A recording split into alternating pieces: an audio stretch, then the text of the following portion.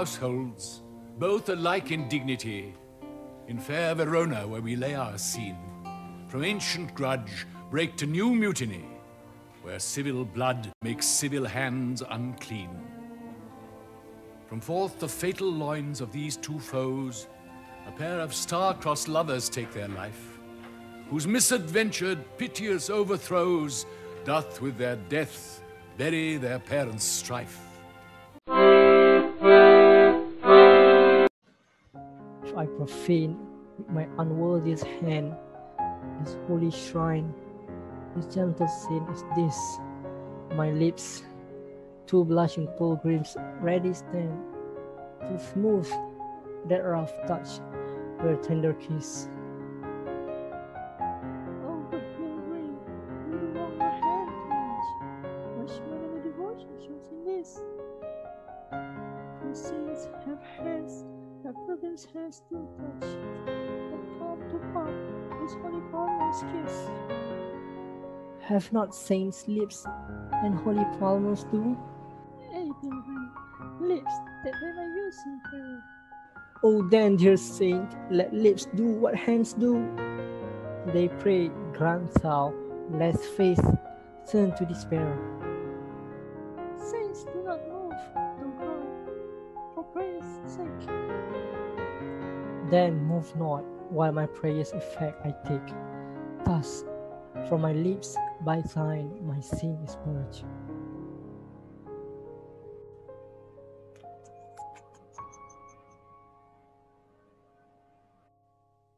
Madam, your mother craves a word with you.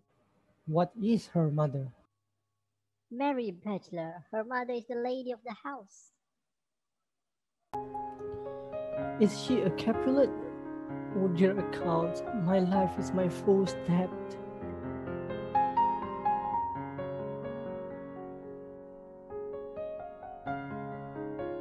Come hither, nurse. What is yonder? His name is Romeo, and a Montague, the only son of your great enemy. My only love is sprung from my only hate.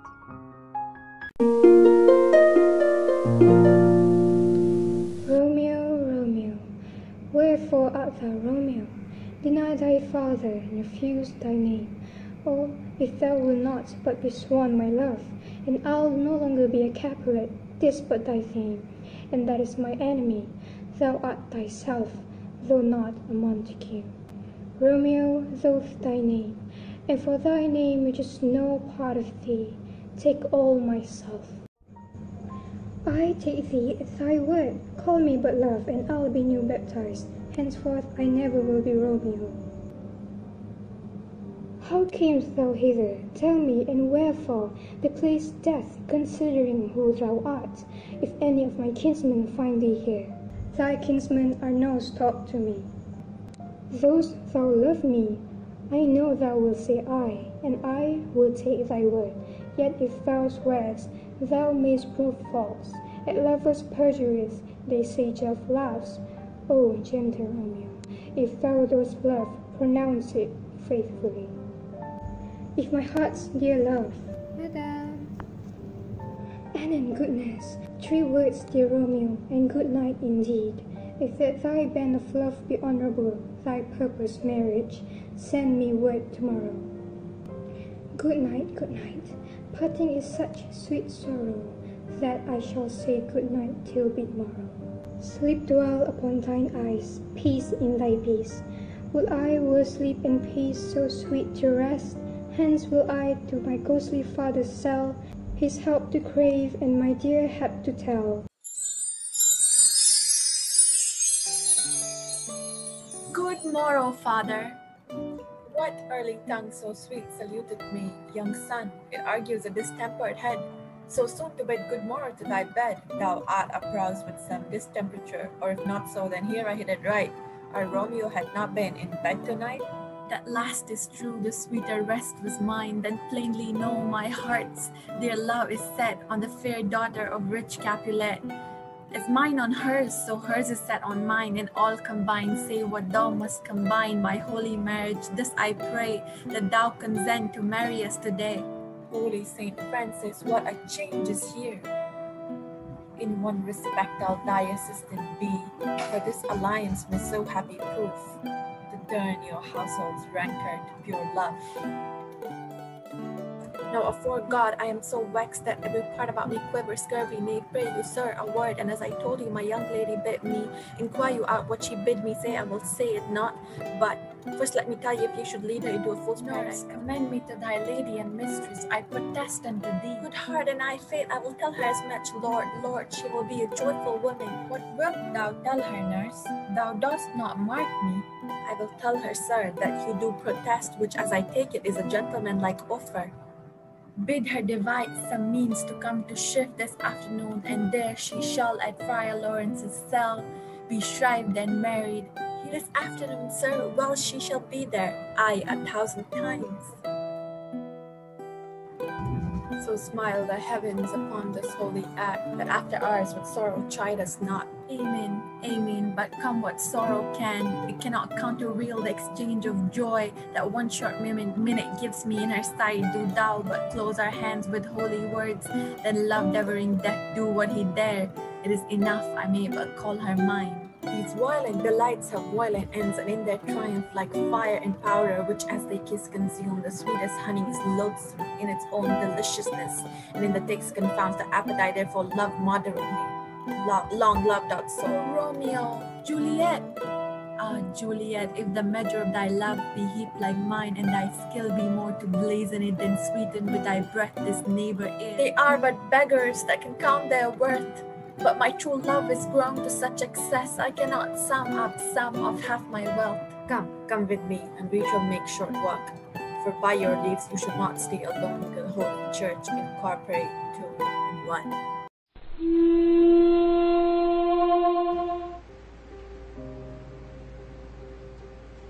Oh, dear Juliet, why art thou yet so fair?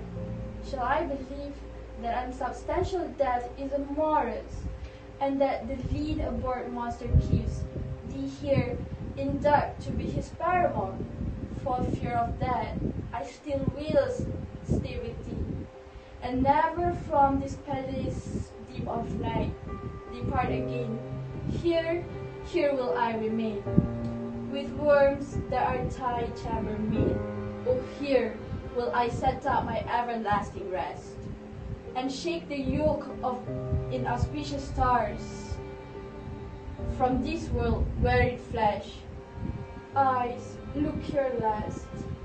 Arm, take your last embrace, and lips, oh, the doors of breeze, seal with a precious kiss, and needless bargain to endlessness. Come, bitter conduct, come, a savage guide, thou desperate pilot, now I must run. On the dashing rocks of the tide sea sink where dark, here's to my love.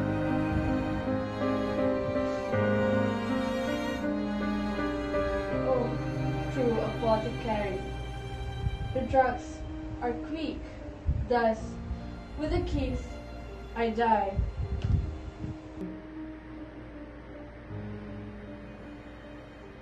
Oh, Romeo.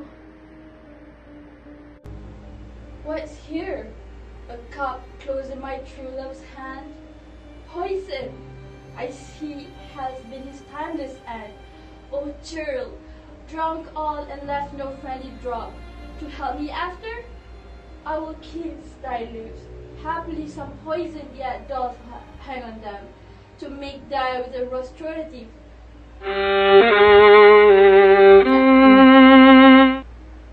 Thy lips are warm.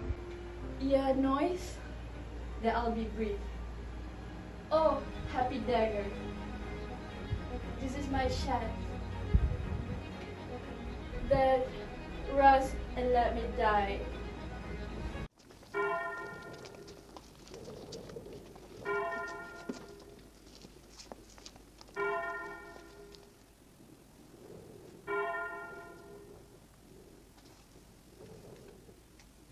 Where be these enemies?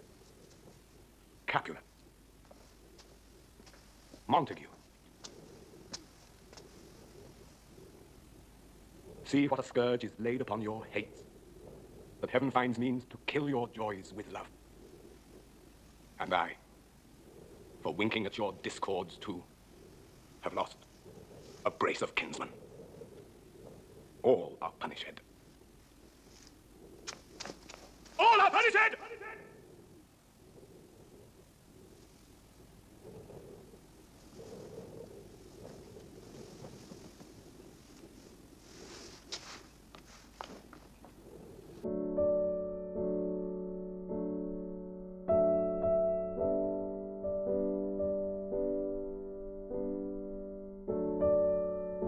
One of the most important scenes in the play where Romeo and Juliet met each other for the first time. Without knowing anything about each other, they personified their love through the exchange of words and kisses. It is love at first sight. But when they found out each other's background, they realized how difficult is their love and is bound to face hardship. We can see in Romeo and Juliet's dialogue where Romeo said, "Oh dear account, my life is my foe's death," and Juliet saying, "My only love sprung from my only hate." These choices of words was probably preceding the events that will occur later in the story. So the background chosen were picked from the Romeo and Juliet 1968 movie by Franco Zeffirelli in the Capulet's balcony, where both of them met. So for the next scene will be in Act 2, Scene 2, to show Romeo and Juliet's decision of getting married. Some creative choices were made, including using a green screen or a virtual background to set the setting of the balcony. There is also a use of a sound effect to set the night ambience of the scene. Another choice is the use of background music for setting the sentimental mood of the scene. Also, we inserted recorded audio for the nurse's brief presence in the scene to bring more focus on the main characters, which are Juliet and Romeo. As for the script, it is cut and condensed to bring forth prominent parts within the time limit. More emphasis in Juliet's part is made to reveal more about her concern that she has about Romeo's sudden love towards her. Short interchangeable dialogues between Romeo and Juliet showcase their decision of rushing marriage. For part 3 of our presentation, the marriage scene, virtual backgrounds were used to create a more theatrical experience. Further, the dialogues were rushed in order to stress upon the urgency with which Romeo comes to the friar in order to get married. The nurse expresses how she feels to Romeo in anxiety and worry. And finally, Romeo and Juliet both in their eagerness to unite in marriage. The costumes added more dimension and were meant to give life to the characters. Further, to make the delivery more impactful, music was added. And for the purpose of transitions, editing transitions were used through video editing apps. This was done in order to merge the scenes together as they're all centered around the same point of concern, the plotting and planning of uniting these two lovers in marriage. Okay, so my chosen scene is in Act 5, Scene 3. The death scene is one of the most important scenes in this play. It shows how Juliet and Romeo both use potion and poison as a way of escaping the consequences of their actions. Juliet chooses to take her own life to be with Romeo, imagining as she plunges a dagger into her heart that it will slowly rust over the years. Romeo and Juliet's violent delights have, as foretold, come to violent ends. This scene shows that the death, tragic as they are, will indeed serve some purpose, which is the end to the mutiny in Verona and the ancient grudge between the Capulets and the Montagues. Due to this pandemic, it is hard for us to act together in a scene because it requires physically and emotionally from actors to make it impactful. Therefore, our creative choice is that we divided each person with each scene. This helps us to act swiftly and comfortably while letting us to highlight important scenes in Romeo and Juliet play, and not to forget the message that we are trying to convey from a short condensed play. All the settings, background music, and characters were chosen based on scenes for the setting to help the characters' development and make the action scene real. As for the background sounds and songs, we use it to set the mood and increase attention span of viewer. To summarize, we are implying some important scenes from the story by Shakespeare with an addition of our own touch and creativity.